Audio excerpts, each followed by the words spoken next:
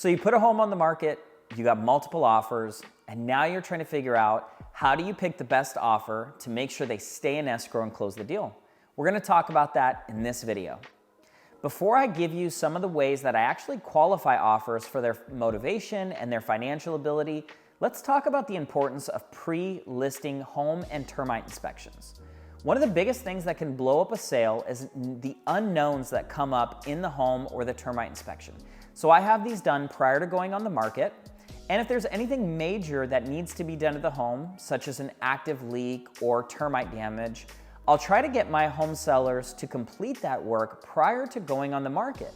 That way, once we enter escrow or once we're negotiating offers, I can send them a copy of the report, a copy of the termite report, invoices for the work that is done, and I can let them know, hey, sellers are not doing any repairs. This is the repairs that they've done. This is the major stuff. Please let us know if you have any questions. This saves my clients money because when unknowns happen in escrow or the buyer gets their inspector in there and they find out a ton of stuff after the fact of entering escrow, they're usually more likely to ask for a big credit. But if they know about a bunch of stuff going in, they can still do their home inspection, but they're not as shocked when it comes up in the report and they don't act as crazy sending a ridiculous request for repairs. So always get that pre-listing and pre-termite home inspection done, review the report, sit with the inspector, make sure that you understand what the problems are with the property. For example, I just did a pre-listing home inspection on one of my listings in Mission Viejo, and there was some leakage in the crawl space beneath the home. And so I went in there to look at the crawl space with the inspector and have him explain to me where it's coming from, how to prevent it, and how much it would cost to prevent it, because that could be a scary thing for a home buyer. But it turns out afterward, there were a few really low-cost solutions. So when we were communicating with buyer's agents writing offers on the property, we explained this to them, they explained it to their buyer, everybody's fine. So pre-listing, pre-termite inspections, really important. Okay, so now let's talk about how do I actually negotiate the offers. I'm typically very transparent with a lot of the buyer's agents. I let them know what my clients are after, what we're looking at in terms of negotiations, and I let them know what we're looking for in an offer. So one of the things that I do is right in the MLS, I have them fill out a form before submitting their offer. And this form qualifies their price, their terms, and it kind of coaches them on how to write a winning offer. I actually put suggested contingency timelines in that form so they know, hey, I'm not going to reject your offer if you don't use these contingency timelines. But if you want to know how to write a perfect offer on my listing, here are the contingencies and timelines I recommend. I use a Google form for this, and once they fill it out, it'll send me an email. And I've worked with a lot of other realtors, and they'll say, well, you can't have them fill out this big, long form. Nobody's gonna do that. They're gonna think it's a waste of time. And yet I have hundreds of responses from agents happy to fill it out. Remember, you teach people how to treat you. So if you're insecure and you think they won't fill out your form, they're not gonna fill out your form. If you're confident and you know you're a professional, they're gonna fill out your form. It's all about the energy that you put off. The second thing that I do to qualify their offer is I send their lender a Google form. Now here's the key. Here's where I really find out some good information. I tell their lender to let me know, hey, what is the buyer's debt to income ratio? What is their credit score? What is their monthly income?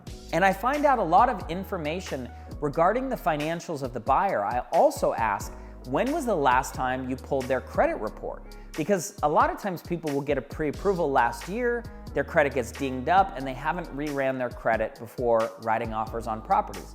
So that's really important. So once I get the answers back from the agents who filled out my Google form, then from the lenders who filled out my lender qualifying form, now I've got a ton of information and I can look at the offers holistically. I can look at them with a big perspective and really make an informed decision. Because if somebody has a higher price, but they have a low credit score and they're right on the brink with their debt to income ratios, that is a risky offer to take your home off the market for. So once I've gathered all that information, the next step is I hop on a Zoom with my clients.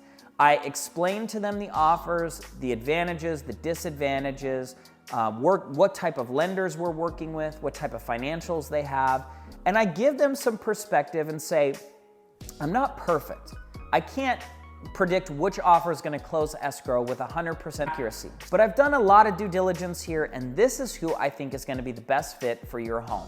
After I go through that, they let me know who their pick is, and I'll then go back to the agents who wrote offers and I'll send them a seller multiple counter offer. We can do that in California. You can multiple counter offer many different agents. And then from the responses I get from those counter offers, then I know who's in the final running, who's got good financial status, and who is a buyer who's really motivated. While all of that's happening and my virtual assistant is collecting answers to all of these details, I'm having conversations with the buyer's agents. And what I'm asking them is, tell me a little bit about your home buyer situation. Are they in a lease? When is their lease up? For example, if they're in a lease and their lease isn't up for 6 months, I know that this person doesn't have a lot of motivation to move right now. They might get scared about their lease break fee, panic, and cancel escrow. So I ask them a lot of questions about that. I also ask them, have they been in escrow before? Because I want to know, is this a panicky buyer? Is this somebody who's unrealistic? I've had someone say, yeah, they've been in escrow 2 or 3 more times. I know that that person is going to cancel my escrow, and I'm not dealing with picky people. I will also ask them, have you written any other offers this week? Because a lot of times buyer's agents will write an offer on your home and another home. Now, I'm okay with that because I understand, right? They want to keep their options open. But I'll ask the buyer, I'll ask the buyer's agent, talk to your buyer, and I want to know which one is their first choice. If we're honestly not their first choice, then I'm not going to entertain their offer. So in recap, the pre-listing home inspections give me a lot of certainty and confidence in my negotiation against the buyer's agents. Then I have the buyer's agents fill out a form giving me all the details on their buyer and their offer. Then I have the lender fill out a form giving me all of their financial details so I can make an honest judgment if this person even has the money to buy the home. And lastly, I will have lots of conversations with the buyer's agents. Typically, I'll wait to talk to the top 2 or 3 offers because if I get 20 offers on a property, I'm not having conversations with everyone. So I'll let people know in the MLS, if you're not in the top 3, that's probably why you're not getting a call back. And I'll have these conversations and learn more about the buyer, their seriousness, their history, to make sure there's someone who's gonna stick and be a good fit for my client. I know there are a lot of agents watching this video who have some great tactics. Please comment below. Let us know, what do you do to qualify offers on your listings? How do you pick whose offer you're gonna accept? Thank you for watching this video. If you're on YouTube, please like and subscribe to my channel where I put out great content that is helpful for your real estate business. Thanks for watching.